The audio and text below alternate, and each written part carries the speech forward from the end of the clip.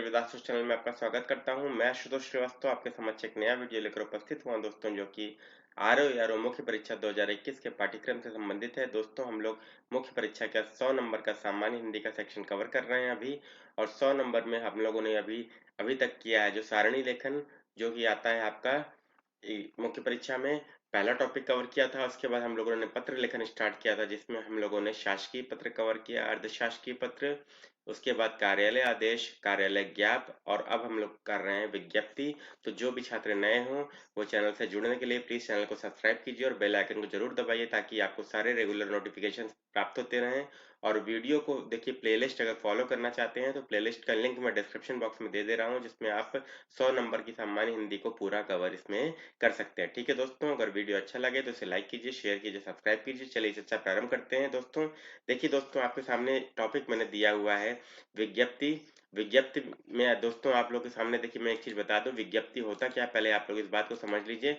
दोस्तों देखिए, विज्ञप्ति कुछ नहीं है। विज्ञप्ति आपका क्या है, एक तरीके का अधिसूचना या सूचना होता है, जो गजट में दिया जाता है। ठीक है दोस्तों, बेसिकली लोक विषयक महत्वपूर्ण मामलों, शासकीय निर्णयों, सूचनाओं या अन्य सांविधिक आदेशों को सर्वसाधारण के सूचनार्थ राज्य के गजट में विज्ञप्ति के रूप में प्रकाशित किया जाता है। आप लोगों ने देखिए देखा होगा, नोटिफिकेशन जो है न्यूज़पेपर में छोटा छोटा कटिंग टाइप का एक लिखा होता है, विज्ञप्ति टाइप का, जो क्या होता है, जो पब्लिक को सूचना देने के लिए जो है सरकार द्वारा या विभिन्न कार्यालयों द्वारा जारी किया जाता है। ठीक है दोस्तों, इसके अलावा विज्ञप्ति को अधिसूचना भी कहते हैं। और अधिसूचना का मतलब क्या होता है दोस्तों, आप लोगों ने किसी वैकेंसी का नोटिफिकेशन देखा होगा, तो वो नोटिफिकेशन भी क्या है दोस्तों, वो नोटिफिकेशन भी आपका एक अधिसूचना या विज्ञप्ति ही कहलाता है। ठीक है दोस्तों, तो विज्ञप्ति आपको क्लियर हो गया होगा, उम्मीद करता हूँ।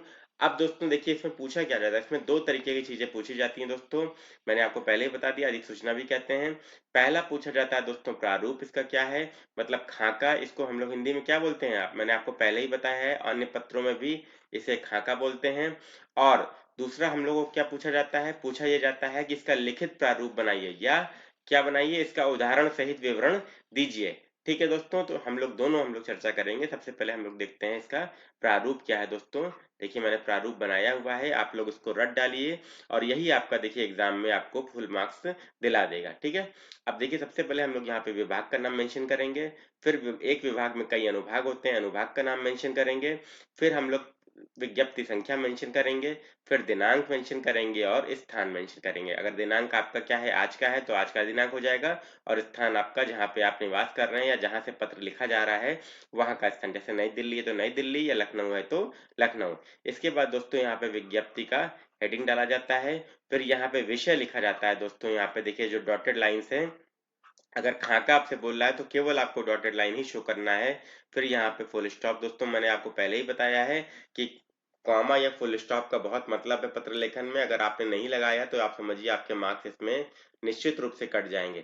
ठीक है दोस्तों, इसके बाद हम लोग देखिए यहाँ पे अगर विषय में कंटेंट ज्यादा है तो यहाँ पे सेकंड नंबर पॉइंट डालेंगे, पहला नंबर पॉइंट इसमें नहीं डालते हैं। मैंने आपको पत्र लेखन में किसी भी पत्र में बताया है कि आपको पहला पॉइंट नहीं डालना है पहले पैरा का।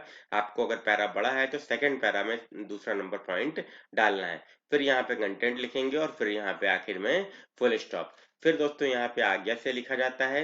यहाँ पे हस्ताक्षर जारीकर्ता का, नाम ब्रैकेट में हमेशा होता है, फिर पदनाम। ठीक है दोस्तों, इसके बाद दोस्तों यहाँ पे अगर प्रतिलिपि भेजनी है, कॉपी भेजनी है, तो प्रतिलिपि निम्नलिखित को सूचनार्थ एवं आवश्यक कार्यवाही हेतु प्रेषित की जाती है। यहाँ पे संख्या, यहाँ पे पत्र संख्या आप डाल दीजिए। संख्या क्या डालेंगे, जो ऊपर रहेगी संख्या वही डालिए, और जो दिनांक ऊपर रहेगा वही डालिए। अब ऊपर का क्या मतलब है दोस्तों, ऊपर देख लीजिए, ये वाली मैं बात कर रहा हूँ, यहाँ पे पत्र संख्या ये वाली और दिनांक ये वाला। ठीक है दोस्तों, तो उम्मीद करता हूँ कि ये आपको क्लियर हो रहा होगा। इसके बाद दोस्तों यहाँ पे कि 3 लोगों को हम कॉपी भेज रहे हैं, 1 2 3, और सबके आगे दोस्तों फुल स्टॉप जरूर लगाइएगा, नहीं तो मार्क्स कट जाएंगे। इसके बाद दोस्तों यहाँ पे फिर आज्ञा से, हस्ताक्षर, और फिर नाम कोष्ठक में रहेगा, और फिर आपको पदनाम मेंशन करना है। ठीक है दोस्तों, तो ये रहा विज्ञप्ति का प्रारूप, ये आपको क्लियर हो गया होगा। अब दोस्तों हम लोग देखते हैं कि विज्ञप्ति का अगर आपसे पूछा जाए दोस्तों लिखित प्रारूप क्या है। ठीक है दोस्तों, लिखित प्रारूप या उदाहरण क्या है, तो इसमें आप क्या बनाएंगे। तो सबसे पहले देखिए यहाँ पे विभाग का नाम, लोक सेवा आयोग उत्तर प्रदेश, लोक सेवा आयोग के बाद कॉमा जरूर लगाइएगा, उत्तर प्रदेश। फिर अनुभाग, एक विभाग में कई अनुभाग होते हैं, अनुभाग नंबर 4 है। फिर पत्र संख्या आपकी क्या है, ये है 65/24/2018-19, फिर आपका दिनांक और फिर आपका स्थान, ये आपको लिखना है। फिर विज्ञप्ति हेडिंग डालना है दोस्तों आपको, और फिर आपको कंटेंट लिखना है यहाँ पे, सम्मिलित राज्य प्रवर अधीनस्थ सेवा 2018 हेतु अनंतिम रूप से 418 रिक्त पदों हेतु आगामी आवेदन आवेदन आगामी दिनांक 5 जून से स्वीकार किए जाएंगे। इसके संबंध में ऑनलाइन फीस जमा करने की तिथि 5/6/2018 से 2/7/2018 सायं 4 बजे तक रहेगी तथा निर्धारित प्रारूप पर ऑनलाइन आवेदन आयोग के पटल संख्या 3 पर दिनांक 5/7/2018 सायं 4 बजे तक जमा किए जा सकते हैं। ठीक है दोस्तों, तो ये आपका पहला। अब उसके बाद देखिए पैरा में कंटेंट ज्यादा है तो यहाँ पे दूसरा नंबर पॉइंट डाला है, उक्त तिथि के बाद प्राप्त आवेदनों पर कोई भी विचार नहीं किया जाएगा। उसके बाद तीसरा नंबर पॉइंट डाला है, तीसरा पैरा, उक्त के संबंध में विस्तृत जानकारी आयोग की आधिकारिक वेबसाइट पर प्राप्त की जा सकती है। फिर मैंने आपको बताया था दोस्तों यहाँ पे आज्ञा से, फिर हस्ताक्षर, फिर ब्रैकेट में नाम कभी नहीं लिखिएगा दोस्तों, क ख ग या र ल यही लिखिएगा। फिर परीक्षा नियंत्रक ने जारी किया है और यहाँ पे फुल स्टॉप, ये जरूर मेंशन करिएगा नहीं तो मार्क्स आपके कट जाएंगे। ठीक है दोस्तों, इसके बाद दोस्तों प्रतिलिपि भेज रहे हैं तो प्रतिलिपि निम्न को आवश्यक कार्यवाही हेतु प्रेषित, किसको किसको भेजी गई है, संपादक समस्त दैनिक समाचार पत्र, और फिर यहाँ पे फुल स्टॉप, फिर दूसरा अनुभाग अधिकारी अभिलेखागार, फिर यहाँ पे भी फुल स्टॉप। दोस्तों जरूर लगाइएगा नहीं तो मार्क्स कटेंगे। फिर यहाँ पे आज्ञा से, हस्ताक्षर, क ख ग कोष्ठक में और परीक्षा नियंत्रक, और यहाँ पे फुल स्टॉप। ठीक है दोस्तों, तो ये रहा आपका दोस्तों लिखित प्रारूप और उदाहरण। अगर पूछा जाता है तो आपको दोनों में यही लिखना है। आपको लिखित प्रारूप भी अगर पूछा जाए या तो उदाहरण पूछा जाए तो दोनों में आपको यही मेंशन करके आना है, पूरा पूरा कंटेंट आपको लिखना है। ठीक है दोस्तों, वीडियो अच्छा लगा हो तो इसे लाइक कीजिए, शेयर कीजिए और प्लीज चैनल को सब्सक्राइब कीजिए। और अगर इसका आपको पीडीएफ चाहिए दोस्तों तो टेलीग्राम ग्रुप आपका बना दिया गया है आर ओ 2021 मुख्य परीक्षा का, उस पर आप लोग पीडीएफ इसका प्राप्त कर सकते हैं। और अगर ऐसे और पत्र लेखन की कॉपी चेक कराना चाहे तो आप भेज सकते हैं, उस ग्रुप पे आपको कॉपी चेक करके प्रदान की जाएगी मेरे द्वारा, सेम आपको फीडबैक दिया जाएगा। ठीक है दोस्तों, तो उम्मीद करता हूँ वीडियो आपको अच्छा लगा तो प्लीज इसे लाइक कीजिए, शेयर कीजिए और चैनल को सब्सक्राइब कीजिए। Best of luck, keep practising for the exam. Thank you.